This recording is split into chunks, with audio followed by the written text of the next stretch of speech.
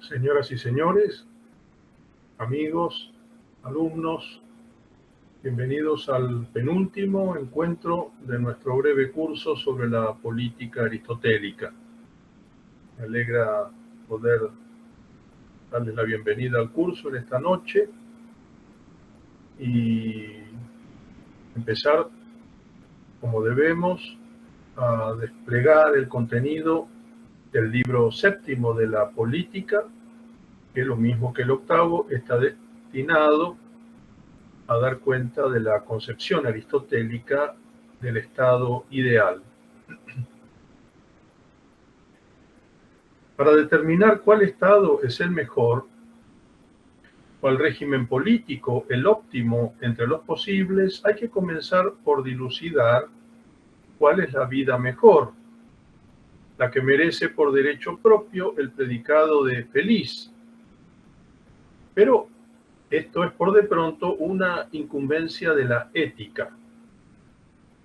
Y es así como la ética nicomáquea, al discurrir sobre la vida feliz, determina que la felicidad, la eudaimonía, estriba, dicho en términos universales, en la posesión del bien.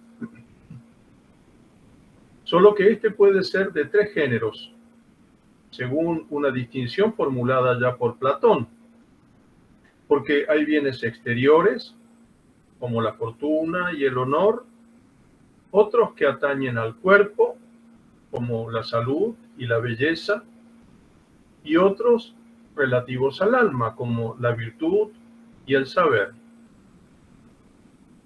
A diferencia de los hedonistas, que identificaban la felicidad con el placer corporal o sensible, error del que estuvo libre Heraclito, quien por eso dijo en una sentencia que nos ha llegado a través de una fuente latina y ya no griega: si felicitas esset indelectationibus corporis, voves felices diceremus cum inveniant orobum ad comedendum. Lo que en nuestro romance significa: si la felicidad consistiese en los deleites del cuerpo, tendríamos que llamar felices a los bueyes cuando encuentran algarrobas para comer. A diferencia de los hedonistas, decíamos, y a diferencia también de los cínicos acaudillados por el socrático Antístenes, para quienes la felicidad estribaba, por el contrario, en la sola posesión de la virtud, la doctrina aristotélica sostiene que no basta un solo género de bien para ser feliz, porque el hombre solo lo es cabalmente siendo poseedor del bien en sus tres especies. Pero esto no impide que deban privilegiarse, claro, los dones del carácter y de la inteligencia, ni que por lo que toca a la posesión de un bien exterior como la riqueza, éste deba respetar el límite aconsejado por la prudencia. Pueden ver lo dicho por Aristóteles al respecto en la Ética Nicomáquea, libro 10, capítulo 9. Detengámonos aquí un momento para reparar en que la noción de límite, peras, ha de hacerse valer en relación solo con los bienes exteriores, mientras que tratándose de los interiores, los propios del alma, bellos en el sentido de lo decoroso, de lo excelente, ellos, cuanto más abundantes, tanto más beneficiosos son. 1323 B 10 a 12. En efecto, además de valer por sí mismos, permiten que el alma adquiera otros y acreciente así su propia riqueza, pues, como lo comprendió el propio Heraclito, la razón del alma se incrementa a sí misma. Fragmentos 115 y también el 45. En cuanto a la superioridad de los bienes del alma, algo que fue para Platón uno de los pilares de su enseñanza, ella se vuelve manifiesta tan pronto como se comprende que la distancia que media entre el cuerpo y el alma es análoga a la que separa los estados más perfectos de uno y de la otra. 1323b, 21 y siguientes. Por otro lado, reducir la felicidad a la posesión de los bienes exteriores sería, un desalumbramiento tan grande como atribuir a la cítara y no al intérprete la causa de tocarla con destreza. Sin olvidar que la posesión de bienes exteriores y corporales es con frecuencia algo azaroso, puesto que ajeno a nuestra voluntad. Los bienes interiores, en cambio, pertenecen a un orden de cosas enteramente diferente porque, cito, nadie es justo ni prudente por obra de la suerte o por su mediación. B28. Y sin embargo, bien se sabe que la virtud no es solo ni siempre un esfuerzo personal, habiendo en los hombres disposiciones innatas más favorables en unos casos que en otros para la adquisición de los bienes del alma. El mismo Aristóteles, tan atento también en este punto a las enseñanzas de Platón, ha señalado, según lo recordamos en la lección anterior, que hay hombres cuyo natural es más fuerte que la paideia. Rousseau, en la época última de nuestra tradición filosófica, comparte este juicio y lo abona con singular firmeza al sostener en una de las páginas de su Emilio que, cito, no es propio de todo el mundo advertir qué vigor puede dar al alma el amor de las cosas honestas y qué fuerza puede uno hallar en sí mismo cuando se quiere ser sinceramente virtuoso. Hay personas, sigue Rousseau, a quienes todo lo grande le parece quimérico y cuya mente baja e indigna jamás podría llegar a conocer lo que puede sobre las pasiones humanas esa verdadera locura de la virtud. Fin de la cita.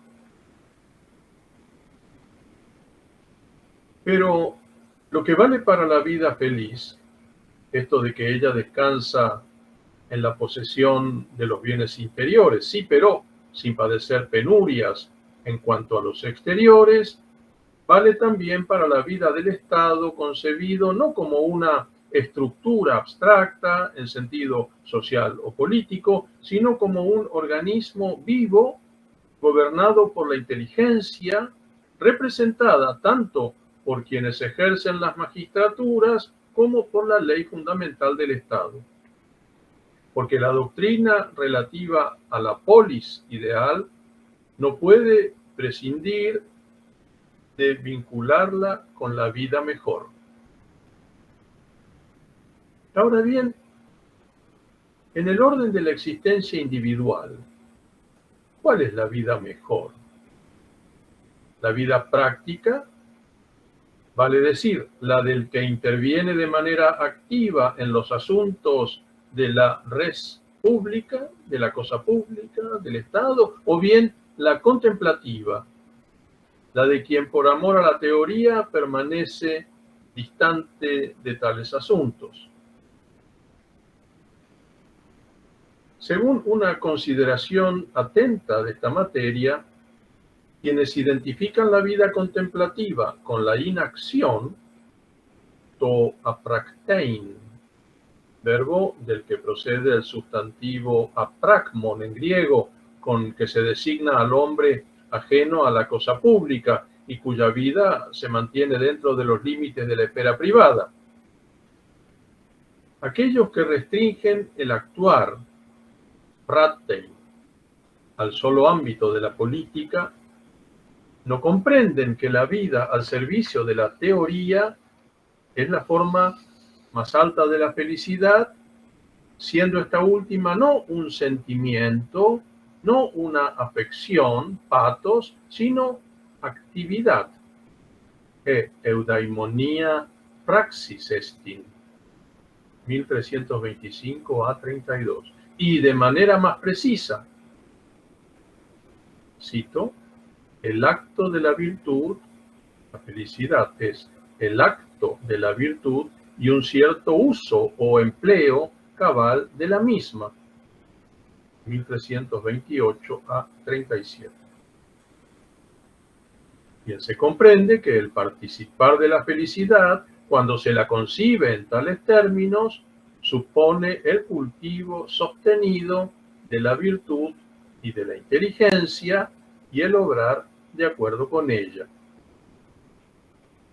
Si nos admiran estas precisiones conceptuales, no nos admira menos, por su enjundia filosófica, esta otra observación ante la cual uno no puede por menos de exclamar, como los héroes homéricos, Auma idestai, asombroso de ver. La observación de que la vida práctica, cito, no está necesariamente orientada a los otros, como algunos suponen, y que no son prácticos tan solo los pensamientos nacidos en orden a los frutos del obrar, sino que lo son mucho más las contemplaciones y los pensamientos que tienen su fin y su causa en sí mismos, por ser la operación buena un fin y por lo mismo un obrar determinado, praxistis.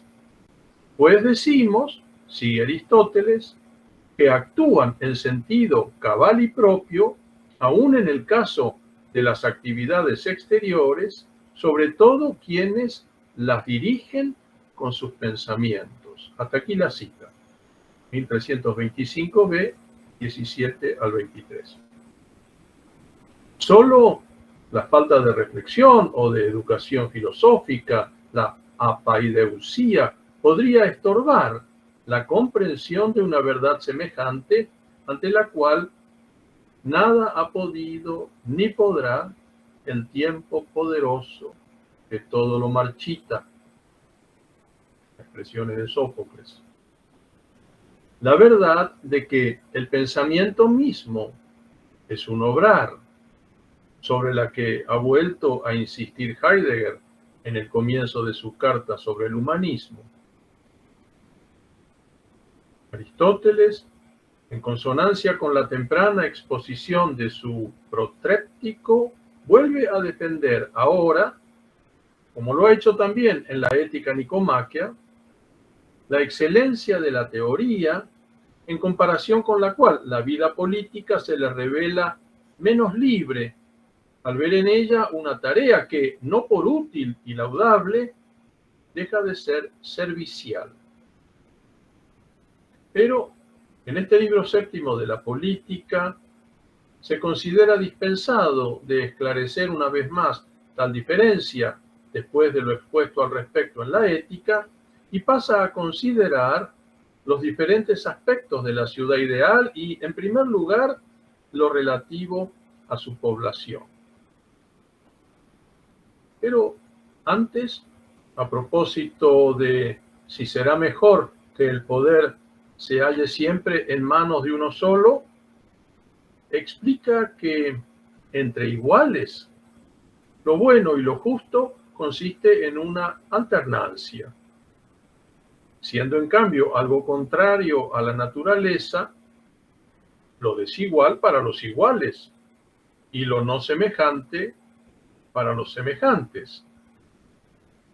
Y añade a continuación unas palabras tan breves como profundas que, por rebasar largamente el círculo de un interés científico particular, vienen a engrosar lo perdurable de la política aristotélica.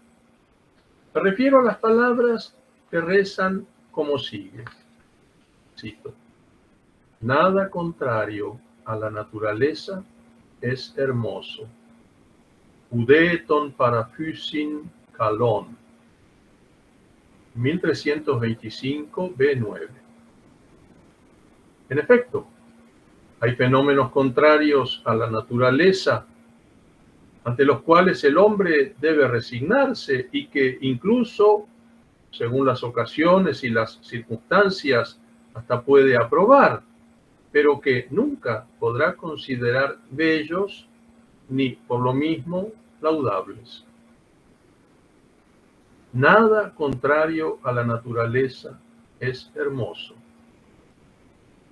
Aristóteles no dice no es verdadero, ni tampoco dice no es lógico o algo parecido tenor, sino no es hermoso.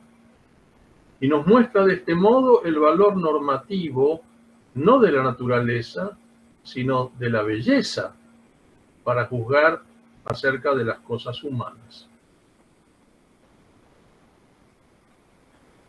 La población del estado ideal no ha de ser demasiado numerosa, como se desprende de la sentencia sabia, amada por los griegos, de que la medida es siempre y en todos los casos lo mejor, metron ariston, porque cuando los habitantes superan el número deseable, comienzan a presentarse dificultades que impiden al Estado participar plenamente de la bondad del orden representado por la legislación buena o justa. Por lo demás, la belleza no es indiferente al número ni a la magnitud. Tu decalu megista eide, taxis kai simetría kai tohorismenon, dice Aristóteles en su Metafísica, en el capítulo 3 del libro 13. Razón por la cual nada grande o pequeño en exceso puede resultar bello. En un caso rozará con lo monstruoso y en el otro con lo ridículo o lo insignificante. Y así la ciudad cuya población no exceda en número los límites convenientes para la vida autárquica será no solo mejor que otras, sino también más bella. También Platón, habiéndose detenido a meditar sobre el tamaño de la ciudad ideal, sostuvo en las leyes, cito, que no hay para la ciudad un bien mayor que el que los ciudadanos se conozcan entre sí. 738e. No hay para la ciudad un bien mayor que el que los ciudadanos se conozcan entre sí. De esta verdad viven los versos forjados en el siglo XIII por Dante en la Divina Comedia. Sempre la confusione delle persone, principio fu del mal della cittade, come dal vostro il cibo che s'appone. En el Paraíso, canto 16, versos 67 a 69. ¿No? Siempre la confusión de las personas, principio fue del mal de la ciudad. Vale la pena detenernos un segundo en lo que dice a continuación. Come dal vostro, como principio de vuestro mal, el mal del individuo, il cibo que s'appone, la comida que se añade a la que ya es suficiente, a la que ya nos ha satisfecho. El exceso en el comer es malo. Y este libro séptimo contiene consideraciones del mismo tenor a propósito de la excelencia de la medida, cuando se trata del habitar, referidas a la extensión del territorio del Estado y a la distancia que debe separarlo del mar. No es necesario, desde luego, que nos detengamos en estas cosas. En cuanto al carácter de los habitantes, lo ideal es que participen a la vez del coraje y de la inteligencia. Aristóteles se expresa en tono desiderativo. Lo ideal es que participen, porque ambas virtudes no suelen darse juntas, ni siquiera entre los griegos. Los ciudadanos de Atenas, aunque Aristóteles no lo diga, parecen haber sido una excepción felicísima al respecto, al menos según el testimonio de Tucídides.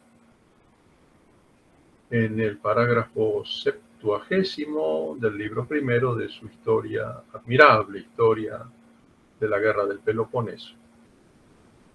Por lo que atañe a las actividades propias de la ciudad, las ejercidas por agricultores, artesanos, militares, sacerdotes, jueces, hay unas en particular, las relativas tanto a la defensa como a la justicia, que deben ejercerlas o bien individuos diferentes o bien los mismos, pero en diversas edades. ¿Por qué? El vigor físico es una virtud propia de la juventud, pero la prudencia solo suele obtenerse al precio de haber vivido.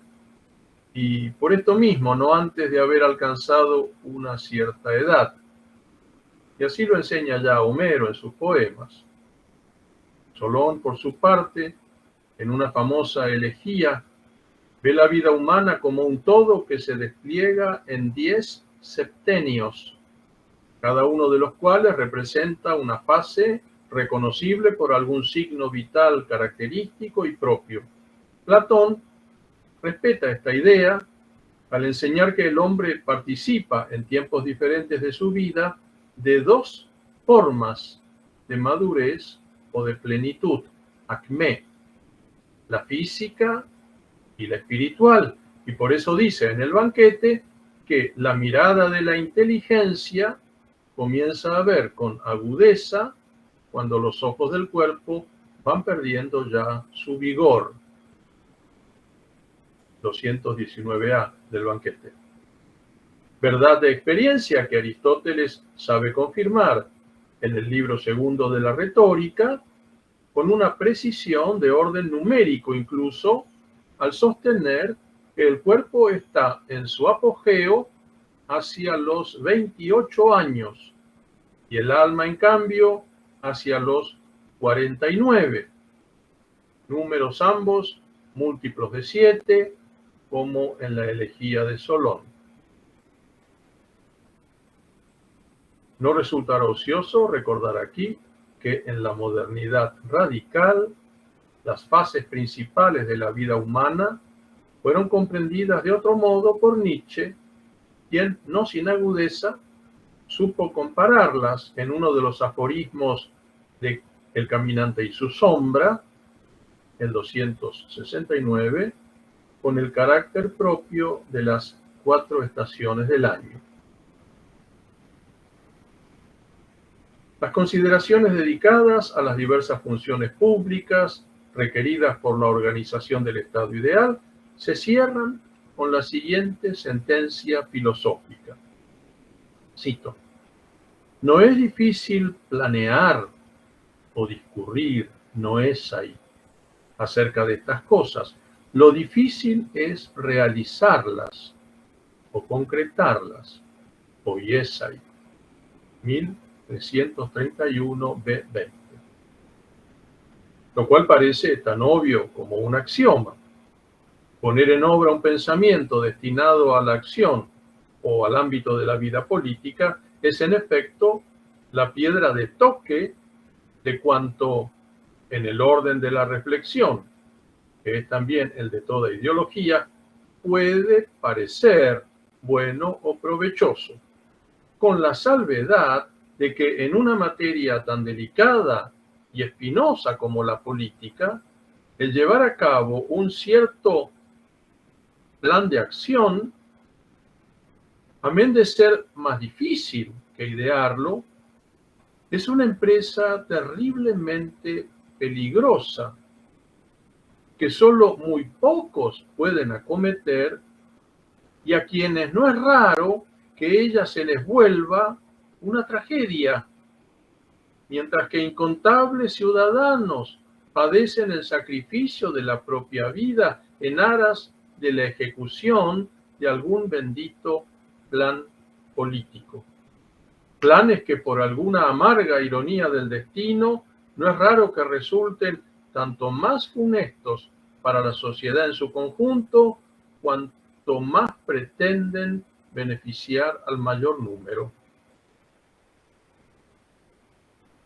Aristóteles explica en apenas una línea, llena de clarividencia, por qué razón la realización de los proyectos políticos es algo tan difícil. El hablar, dice, es obra del deseo. Tomen legen euges ergon esti. Así es, por cierto. Para hablar solo se precisa algún despejo, acompañado por la voluntad y en ocasiones por la fantasía o la imaginación, que no suele verse restringida de manera objetiva por límite alguno. Tal es la razón por la que Homero dijo, cito, voluble es la lengua de los hombres y de ella salen razones de todo género, un vasto campo de palabras por acá y por allá. La Ilíada, canto 20, verso 248. Pero si el hablar es obra del deseo, sigue Aristóteles, cito, la realización, por su parte, es obra de la suerte. Tode symbenai hyges. Puesto que la misma se halla condicionada, la realización, por factores imprevisibles y no sujetos a los designios humanos. Aristóteles no dice que la concreción de un proyecto político dependa pura y simplemente de sus méritos intrínsecos, de la bondad de sus fines, de lo razonable que parezca, ni tampoco de la voluntad, de la firmeza de carácter, de la capacidad e inteligencia de los gobernantes o de los políticos.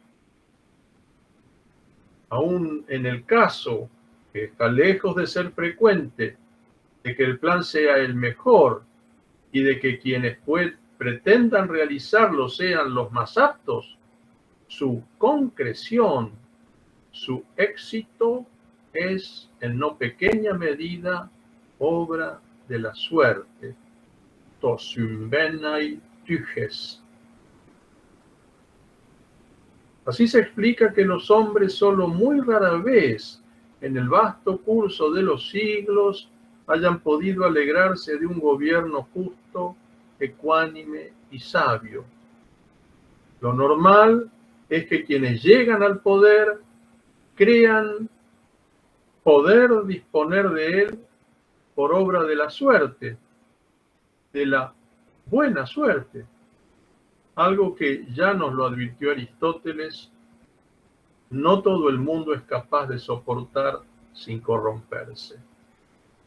1308 B14. Por otra parte, el bien, to eu, en la medida en que esté en la mano del hombre alcanzarlo y no sea un simple regalo de los dioses o de la fortuna, se obtiene al precio de dos requisitos complementarios. Uno, puesto que definir el bien como aquello a que todas las cosas tienden no basta para explicar el obrar humano, en lo que éste tiene de particular y concreto, consiste en determinar con acierto el fin particular de la acción, no sin considerar en todos los casos sus circunstancias concretas. Y el otro requisito estriba en hallar las acciones pertinentes para dar con la meta propuesta. El fracaso de las acciones humanas se explica por una falta de proporción o de acuerdo entre el fin y los medios, mientras que ellas suelen ser exitosas cuando los dos requisitos mentados han sido satisfechos. Esto último Hay aquí una observación complementaria de Aristóteles que posee ciertamente gran interés. Es algo que ocurre con mayor regularidad en el caso particular de las artes y las ciencias, porque en estas la inteligencia está menos sometida a la intervención de factores externos. Y en el ámbito de tales saberes, cito, es preciso que ambas variables, el fin y las acciones a él conducentes, sean dominados por igual. Y así, si todos aspiran a vivir bien y a la felicidad, la consecución de este fin, lo eu, el bien, no puede sino estar sujeta a los requisitos mentados. Pero, alcanzado este punto, la prudencia aristotélica añade una cautela de una fuerza demoledora, según la cual la posibilidad de alcanzar el vivir bien y la felicidad es algo que en algunos se da u ocurre Tynhanei, 1331 B40, y en otros no. ¿Por qué no? Porque estas cosas no dependen solo del hombre, de su condición virtuosa, por ejemplo, sino al mismo tiempo y de manera forzosa de una causa ajena a sus designios, sublime a todo plan y maquinación puramente humana, llámese suerte o naturaleza, Hüge et Physis, las cuales, aun cuando estén muy lejos de identificarse entre sí, poseen en común el hecho de sustraerse por igual al arbitrio humano. La suerte, explica Aristóteles en la Ética Eudemia, es una causa imprevisible para el razonamiento humano, como si fuera una cierta naturaleza. La diferencia entre ambas estriba en que la naturaleza es de suyo inteligible, mientras que la suerte no, porque ella, cito, es la causa de las cosas que suceden al margen de la razón. Fin de la cita. Lo cierto es que tanto en la suerte, que beneficia y perjudica a los hombres de manera desigual y al margen de todo mérito, por ejemplo, en lo que atañe a la posesión de bienes de fortuna, como en la naturaleza, que los beneficia o perjudica del mismo modo, por ejemplo, en relación con la salud, debemos ver dos principios gracias a los cuales los hombres cuentan con los medios necesarios, por eguiai, para vivir una vida bella en sentido moral y no solo estético. Solo que ellos no pueden servirse de tales medios siempre del mismo modo, porque siendo seres muy complejos, sus elementos constitutivos, físicos y espirituales armonizan entre sí con muy diversa fortuna, y solo allí donde la disposición, la diátesis, es mejor, el hombre alcanza una mayor independencia y está menos supeditado a cuanto pueden aportarle la suerte y la naturaleza. Nos importa subrayar cómo, al discurrir sobre el estado ideal, Aristóteles reconoce que la vida inmediata, tanto en el orden político como en el individual, está supeditada a la suerte. Esto es, a una serie de factores dados que no es posible ignorar. Cita: es necesario que el legislador encuentre dispuestos unos bienes y se procure otros. Por ello, hacemos votos. Es expresión literal de Aristóteles. Hacemos votos para que la constitución de una ciudad disponga de esos bienes de los que la suerte es dueña soberana, pues admitimos que es soberana. Vale decir que su autoridad está por encima de cualquier deseo o razonamiento humano. Pero, sigue Aristóteles, que la ciudad sea buena, virtuosa, no es ya obra de la suerte, sino de ciencia y resolución. 1332 a 28 al 32. Estas últimas palabras pueden resultar ciertamente inspiradoras para cualquier político u hombre de acción. Después de que Aristóteles ha subrayado que el factor tan importante en las cosas humanas es la Tüche, dice, acaba de decir, que la ciudad sea buena, virtuosa. Esto no es obra de la suerte, sino de ciencia y resolución.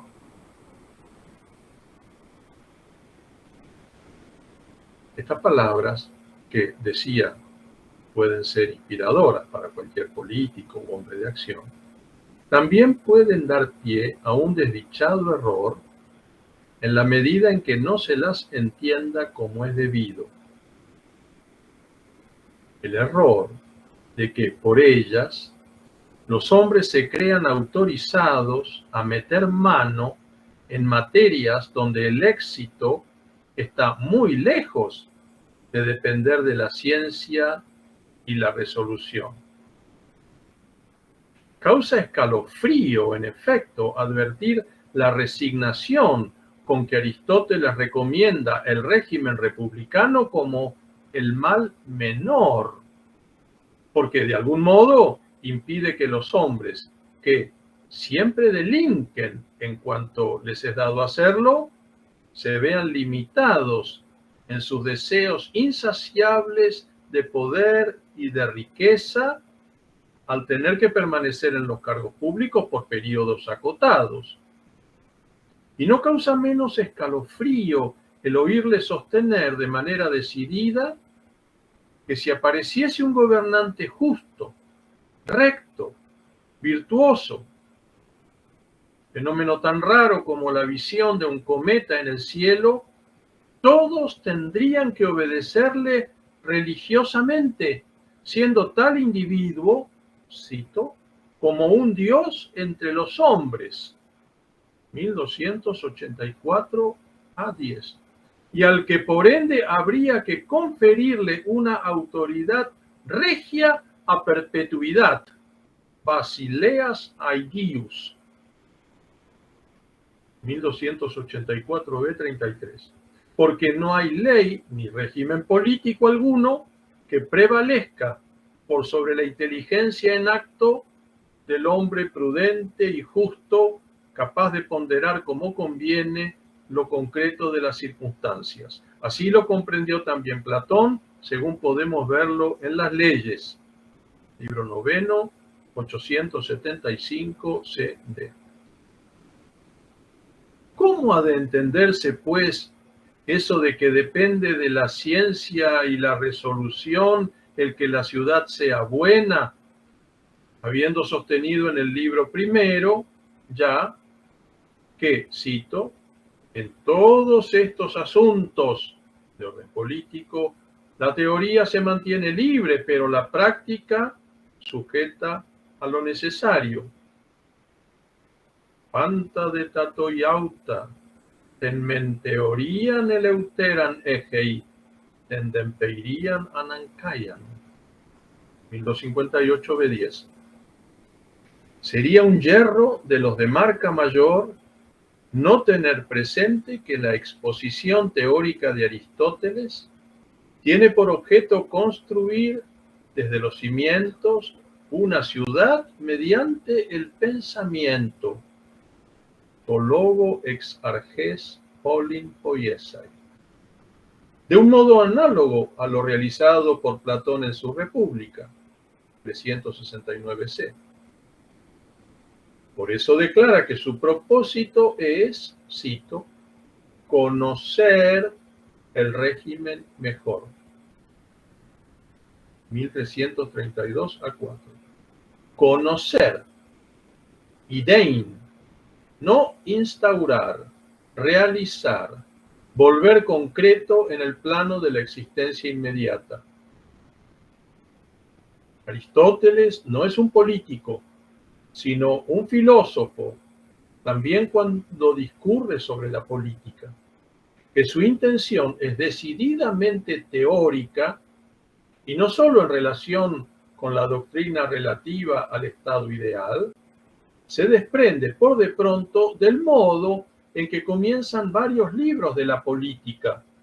Si nos fijamos bien, el segundo, por ejemplo, comienza así: puesto que nos proponemos considerar teoresai, etc., hay que examinar también episkepsastai, para ver lo que tengan de recto y de útil. O el comienzo del libro tercero: para quien examina to episcopunti, los regímenes políticos, qué es cada uno y cómo son sus cualidades. La primera cuestión consiste en saber, idein, etc. Véase también el comienzo del libro cuarto, amén de otros pasajes, donde también vemos que los análisis de Aristóteles, sus definiciones, sus conceptos, están destinados no a transformar el mundo. Aristóteles no podía tener las pretensiones de la razón apocalíptica de un Marx, sino a saciar la sed de saber de las almas filosóficas, aquellas, siempre pocas, que existen, cito a Aristóteles en el Protéptico, que existen animadas por el único deseo de pensar y aprender. Esmen geneca tu fronesai ti caimatein. Por lo demás, Aristóteles sabe, como lo supo también Platón, que un estado ideal no deja de ser verdadero ni pierde su condición de modelo por el hecho de no existir.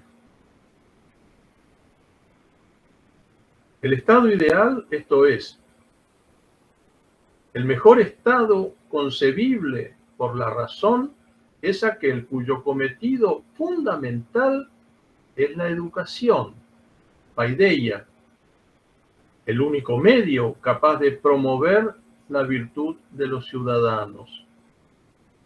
Por eso la magistratura, de quien debe velar por la educación, sostiene Platón en las leyes, es con mucho la más importante de los más altos cargos que haya en el Estado. Para alcanzar este fin, lo que importa no es igualar la propiedad, desatar una revolución y repartirlo todo entre todos, sino igualar las ambiciones. Esto es, educar a los hombres para que sepan sobreponerse a la desmesura de sus deseos. Porque los mayores delitos, no nos cansaremos de repetirlo con Aristóteles, los cometen no quienes padecen necesidad, sino quienes, teniéndolo ya todo, delinquen de manera inconcebible para tener más. Para tener más. 1267 a 13. Más de uno de nosotros nos hemos enterado de lo que ha ocurrido con un juez federal en nuestro país hoy, en relación con unas monedas de oro acerca de cuya existencia él debía velar. Un juez federal sería que no le alcanzaba su sueldo para mantenerse. Hay una consideración más general que permite comprender por qué la educación, en cuanto a actividad del alma racional, ha de ser meta y diana del esfuerzo de todo gobernante. Sucede que la vida humana, tomada en su conjunto, se divide en negocio y ocio, asjolia kai sjolé, siendo aquí la palabra negocio un sinónimo de trabajo. O bien, la vida humana, se ve presidida por dos estados opuestos, la guerra y la paz. Pues bien, ni el negocio ni la guerra pueden pensarse como un fin, como si se justificasen por sí mismos, tal como ocurría entre muchos pueblos bárbaros y no bárbaros, según lo señala Aristóteles, a quien estas cosas no podían pasar de inadvertidas. Espartanos y cretenses, escitas, persas, tracios, celtas, iberos, macedonios, pantes tohatzontai tucratein, todos interesados fundamentalmente en dominar al otro, al vecino.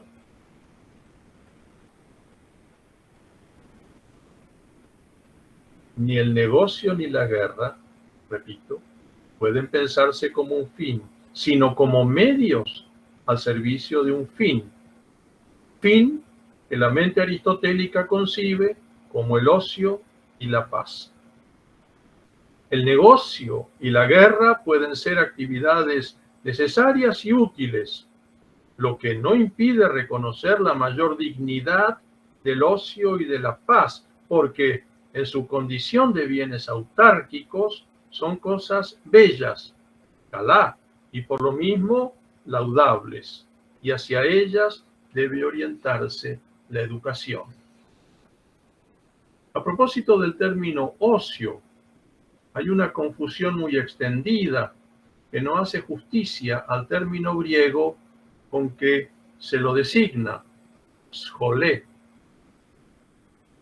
y que significa estar liberado de un trabajo obligatorio y forzoso. Así entendido, el ocio no supone de suyo inactividad, inercia, pereza, aergia, ni tampoco simple diversión o juego, paidiá, esto es, una actividad que, no por ser en ocasiones necesaria, deja de ser en cierto modo algo pueril. La diversión, por ser una simple pausa o descanso, anápausis en el trabajo, carece de la dignidad del ocio. A diferencia de ella, a diferencia de la diversión, el ocio es un fin en sí mismo. Aristóteles se explica, cito de la Ética Nicomáquea, libro 10, capítulo 6. Sería en verdad absurdo que el fin del hombre fuera la diversión y que se ajetreara y padeciera toda la vida por divertirse, pues todas las cosas, por así decirlo, las elegimos por causa de otras, excepto la felicidad, que es ella misma el fin, etc. Que la palabra scholé atañe al ejercicio de la actividad superior y libre del alma humana, lo prueba el hecho de que, transliterada por los romanos en la forma schola, schola, pronunciando un poco macarrónicamente, tal como se escribe, ¿no? S-C-H-O-L-A, haya pasado a designar en todo Occidente y en todas las lenguas de cultura la escuela, el lugar propio del aprendizaje y del saber. En materia política, desde siempre, la más común de las experiencias y la más ingrata consiste en la fatal escisión que media entre los proyectos de los gobernantes, sus bien conocidas promesas, y la realidad. Aristóteles advierte que tal escisión es harto comprensible. Las cosas Difícilmente podrían ser de otra manera, porque, como ya lo recordamos, el hablar es obra del deseo, mientras que la realización está, en última instancia, en manos de la suerte. Si nos detenemos a considerar por un momento estas palabras que expresan una de las grandes verdades de su política, pronto advertiremos que los dos miembros de la frase no poseen igual validez. Es verdad que la realización de un proyecto político está siempre supeditada a lo imprevisible de las circunstancias exteriores, lo que impide asegurar su éxito de antemano, pues para ello, además del acierto en la determinación del fin, hay que saber dar con las acciones que conduzcan a él. Pero, tratándose del hablar, no es verdad que sea siempre obra del deseo. Esto es lo que suele ocurrir cuando hablan los políticos, sobre todo si los anima el deseo de transformar, del modo que fuere, la llamada realidad. Algo muy distinto sucede con el hablar del propio Aristóteles o con el de Platón acerca del estado ideal, en cuyo caso las palabras, lejos de ser hijas del deseo, lo son de la reflexión propia de una mente filosófica, enamorada menos del porvenir, de lo mudable, que del presente, de lo que siempre es, menos de la parcialidad de un saber que del todo de una sabiduría. Esto es todo por hoy, señoras, señores, amigos, alumnos. Habiendo recorrido así el libro séptimo de la política, nos queda todavía dar cuenta de una porción de él que la hemos reservado para la clase próxima, en la que veremos también el contenido del libro octavo, el último. Bueno, podemos decir que hemos satisfecho el fin que nos propusimos al iniciar el curso. Les agradezco el interés, la adhesión. Me alegra encontrarme con ustedes cada semana. Y sin más por hoy, les digo pues hasta el jueves próximo.